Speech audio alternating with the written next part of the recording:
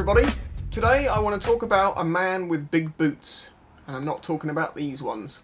No, the man with big boots I want to talk about is this. Okay, I guess I have some explaining to do at this point, don't I? Hi, my name's Spicy110. If you'd like to subscribe to my channel, please do. I'm on my way to 100k. Old subscribers of my channel will know that I have a few passions in life, and one of them is engineering, science, physics, and very much mechanical solutions that are very simple yet very, very clever. And there was an oil pump in when I took a motorcycle engine apart that I thought was fantastic. I also have done a video talking about the Roller-On, which is a wind-driven gyroscopic stabiliser from a Sidewinder missile. Yeah, I've done a video on that. It's not hard to find if you search Roller-On. I think I'm the only person on Earth to have ever made one. It is very old. I should probably redo it. So quite often I'll be on eBay just window shopping through militaria stuff, at engine parts and aircraft parts, just seeing what's there, just out of interest. I never really buy too many things because, you know, it's normally very expensive, but this thing sort of popped up in my feed and it was £7.50 and I was like, what on earth is that for £7.50? This is from a RB199 engine, which was very famously used in the Tornado jet for the RAF. This is an ex-RAF part from a Tornado jet. And I noticed it says it's made by Plessey Aerospace in Titchfield, which is just down the road from me, but they're not there anymore. They haven't been for a very long time. And so I saw it said it was a fluidic transducer, and I thought, right, so fluid, there's a substance which fills the container of which you put it in, so it can be liquids, it can be gas, it just has to fill whatever you put it into. And a transducer, well, a transducer is basically just a sensor. It's some sort of resistive thing, as in electrical resistance, that if you, as temperature changes, or as you squeeze it, or you do something to it, it changes the resistance. You can calibrate that, and then you can use that as a sensor to find something out. So I'm like, okay, fair enough. And then I look at some pictures, and I look at the back, and I saw this. And I couldn't help but think to myself, that looks like an alien with a pair of massive pockets which are hanging out of their trousers. You see that? See the pockets out of the trousers? I don't know what you were thinking of. But my brain started ticking, and I know this tick. It comes from deep in my brain, and it's like, you know something about this. You've seen this before. What is this thing you've seen?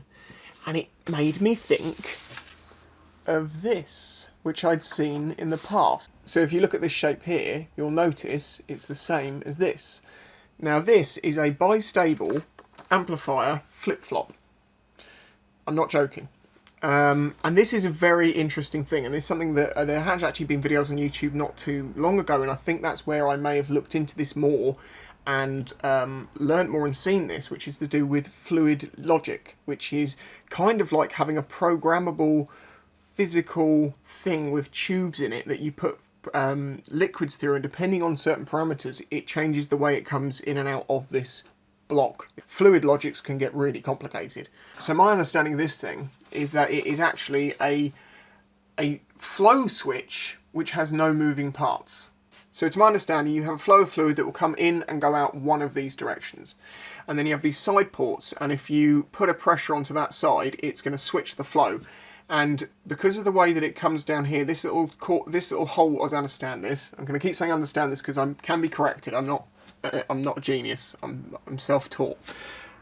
This causes a low pressure, which causes a vortex here, which causes for a low pressure here, which means that the flow of liquid wants to go down this channel. And once it's going down that channel, it then causes a low pressure here, which sucks stuff out of this one, and it means that the flow stays in that direction.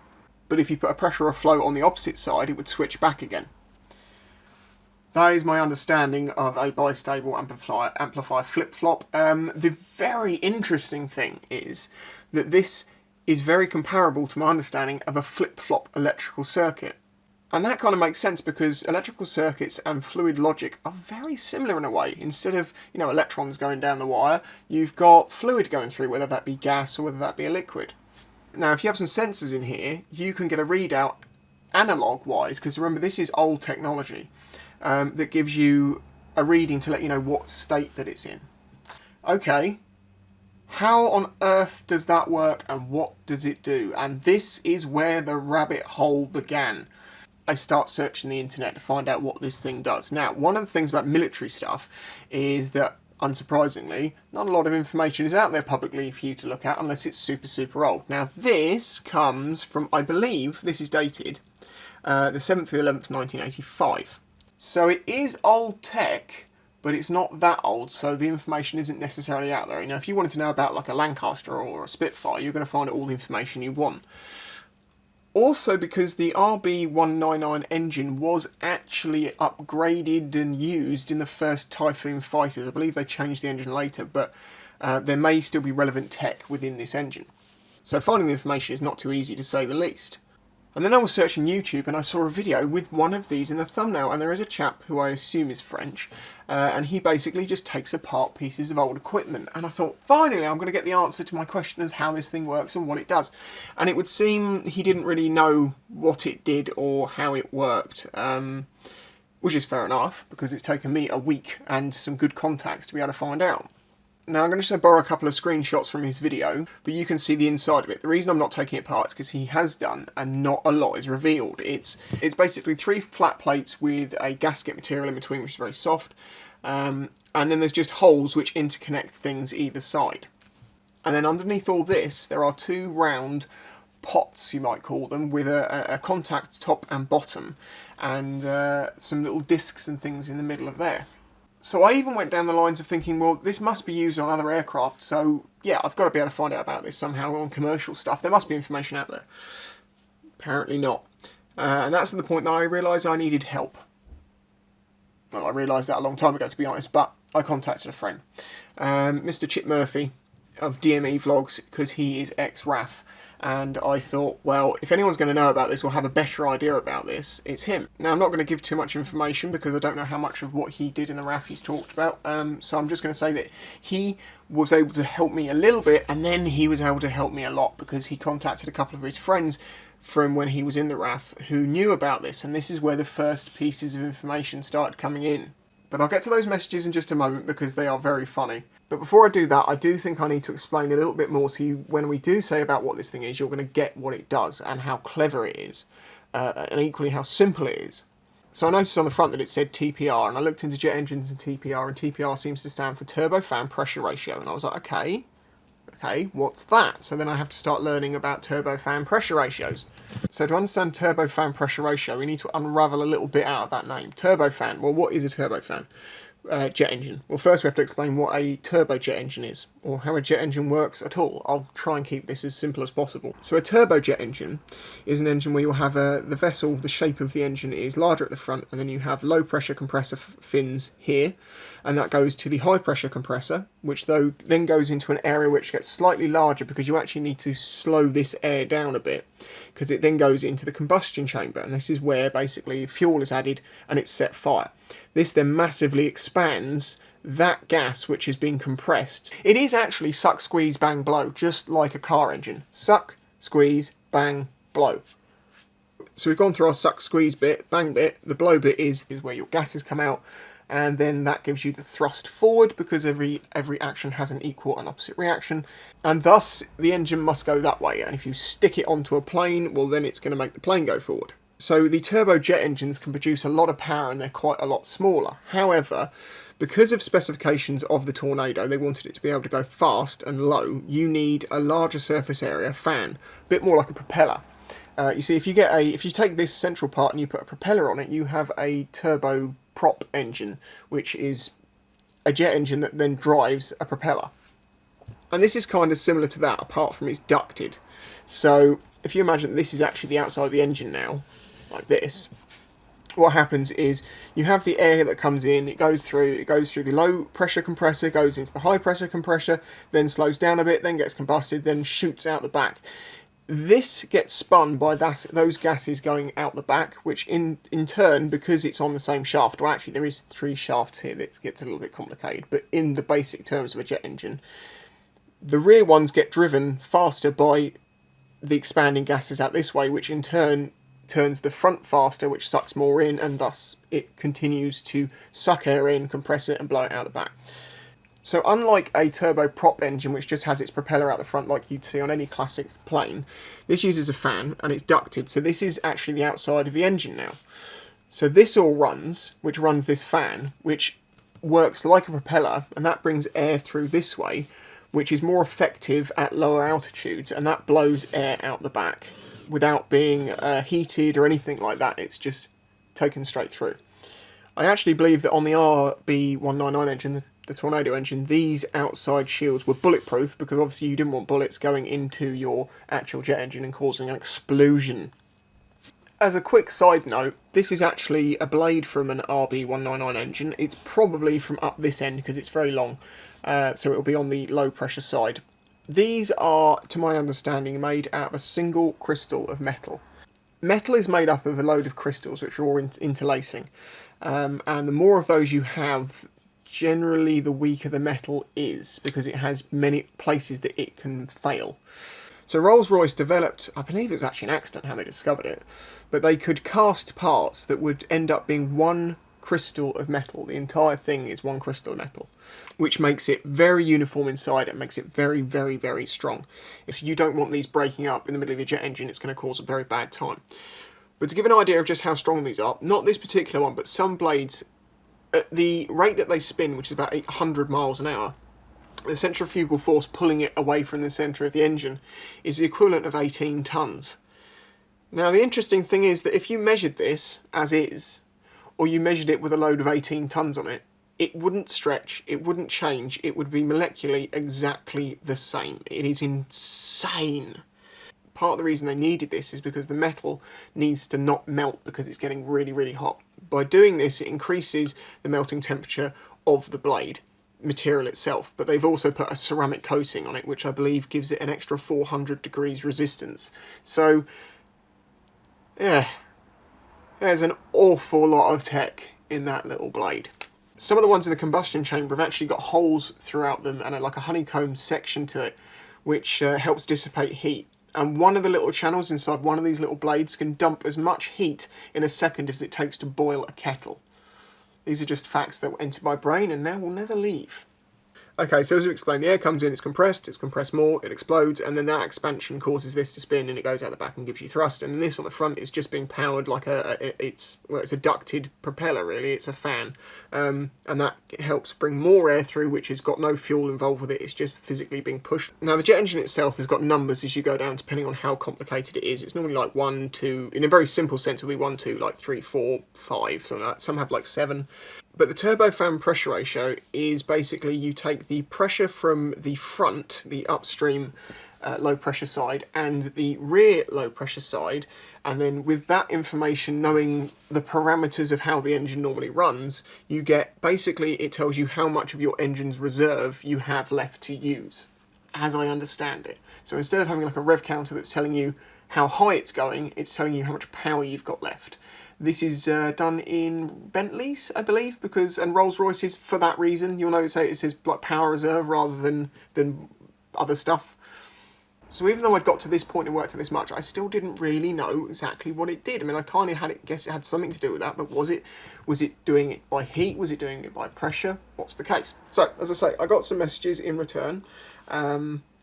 And I'm going to quote, mate, I checked my Q course. Q courses are courses which people in the RAF do, which teaches them about how engines and things work, as I understand it.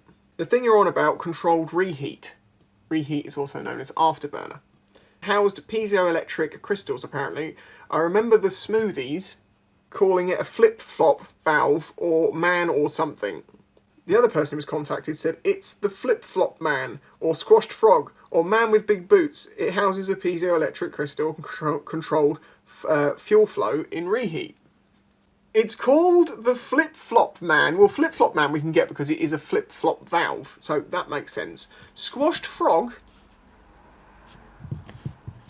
I mean, yeah, I can kind of see that. The man with big boots.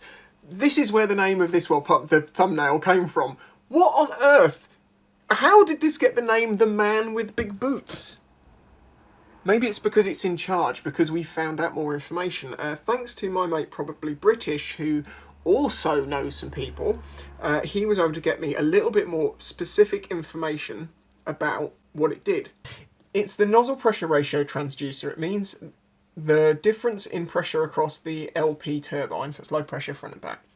if the pressure difference is too low, it indicates that the jet pipe nozzle is open too wide, usually because reheat, aka afterburners, didn't light. It then forces the nozzle control unit to close the nozzle to emergency nozzle closure, a set position that will ensure that thrust remains, but usually means that the reheat is inoperable.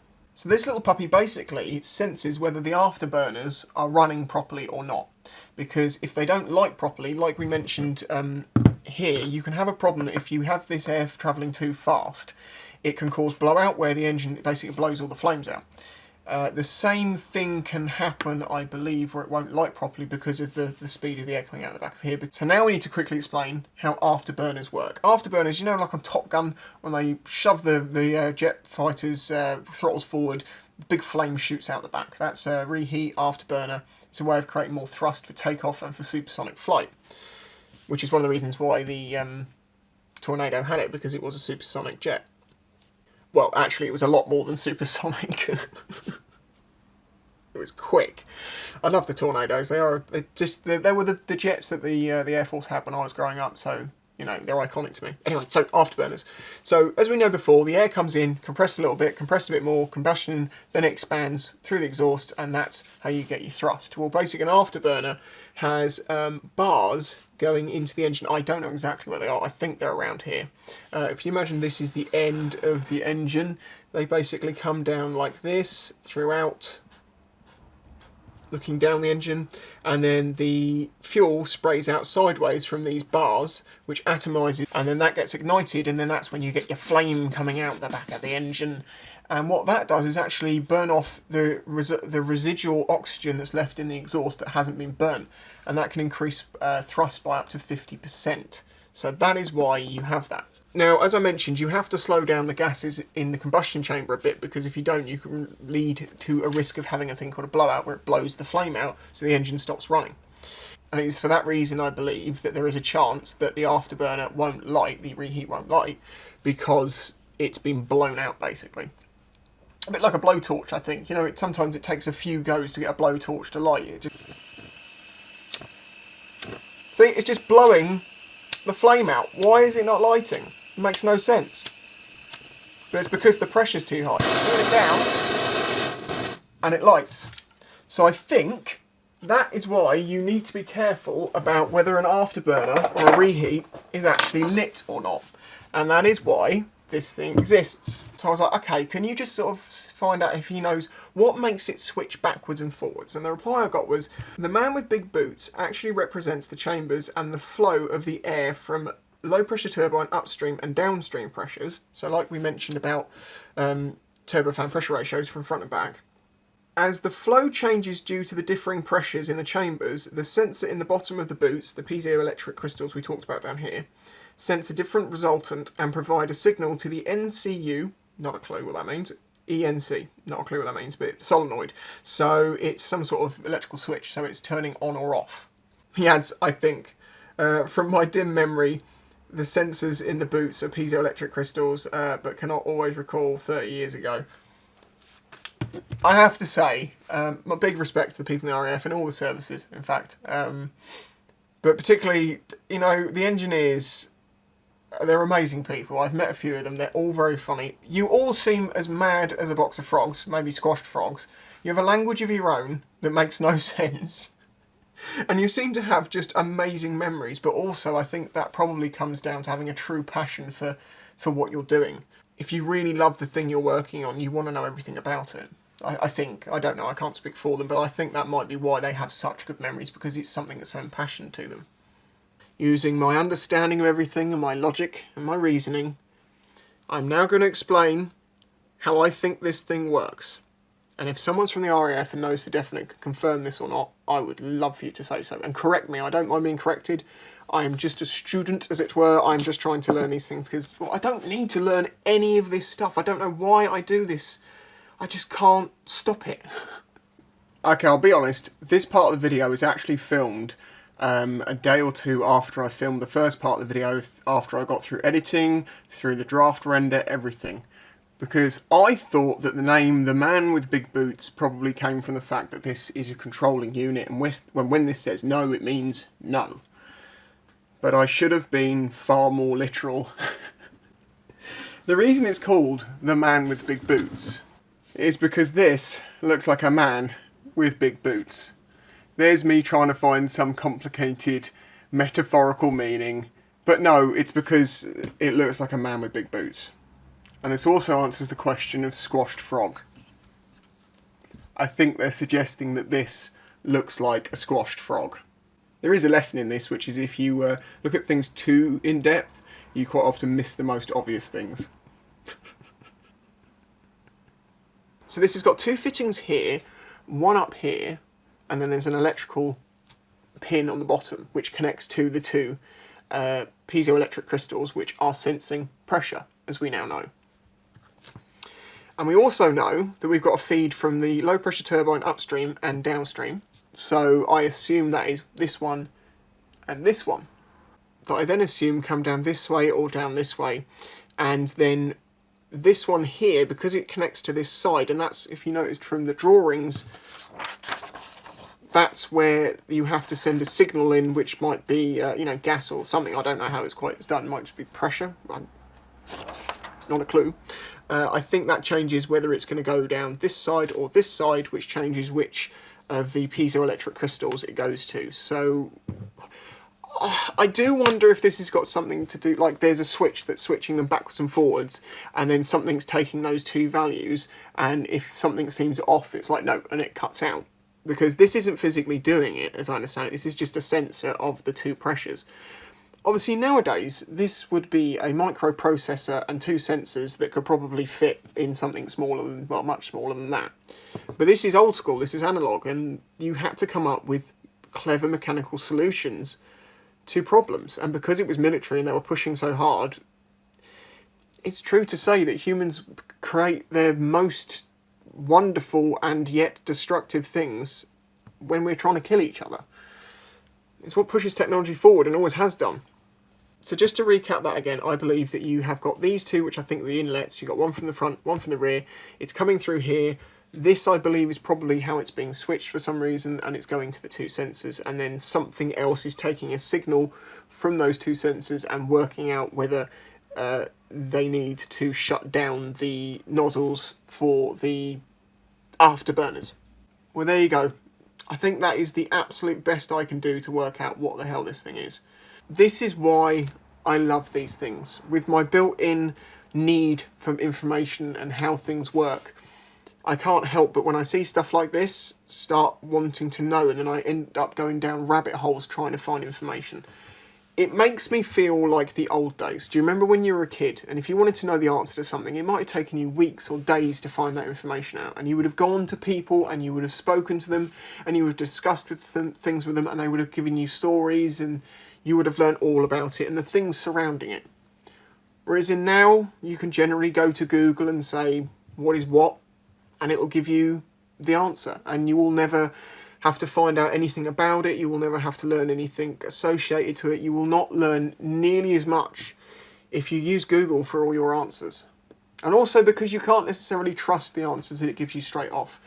I mean, to get to this information, as I say, I've had to look online, I've had to watch videos, I've had to speak to people who work in aviation or who worked in aviation, I've had to speak to, and they've had to speak to their friends who worked in it. And I'm very grateful that those people gave the time to give me an answer, even if I'm completely wrong. So there you go. That is what it's like to be in my head alongside all the other stuff I have to do. If you believe this is the nerdiest video I've ever made, I would probably agree with you, and I have no shame.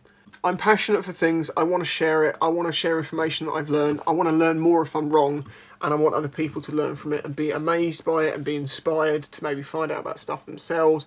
It might even lead people into becoming engineers and being the next generation of people. And if I can't become a great engineer myself, well, maybe I could inspire one of them. And I have no problem with that. As I say, these are available on eBay. After this video goes out, you might notice the price increase if they pick up on people buying them. Because as I say, it's £7.50. Complete nutcases like me might be like, I want that thing. It weighs an absolute ton, by the way. Let's have a very quick look at it closer up. So we got type and it says 200, you got a part number.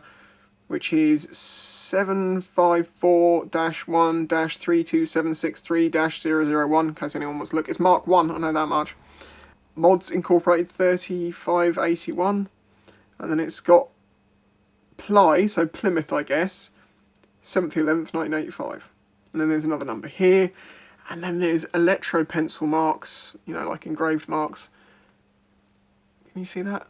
Here, and here, and there's more up here, and then there's more here, and there's more here. So you can really see this thing's been around, and the reason why that happens, to my understanding, is that basically the RAF keep hold of old parts, and then they move them down to a storage facility, and eventually every now and then they go, God, we don't even have these planes anymore, get rid of all this stuff.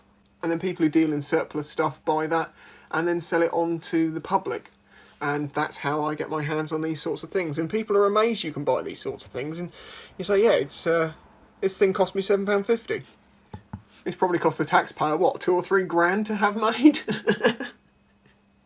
There you go. If you got it to the end, thank you for allowing me to share my passions of things and my recent nerd out over this. There may be more in the future because I'm always scouring eBay for some cheap, interesting little thing to do with military or jet planes, or particularly jet engines and fighter jets and stuff like that.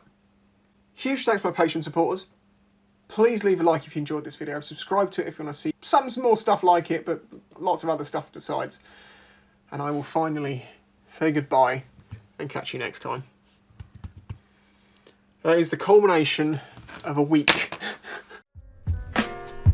If you enjoyed this video and the other content on the channel, please consider following the links in the description to show your support.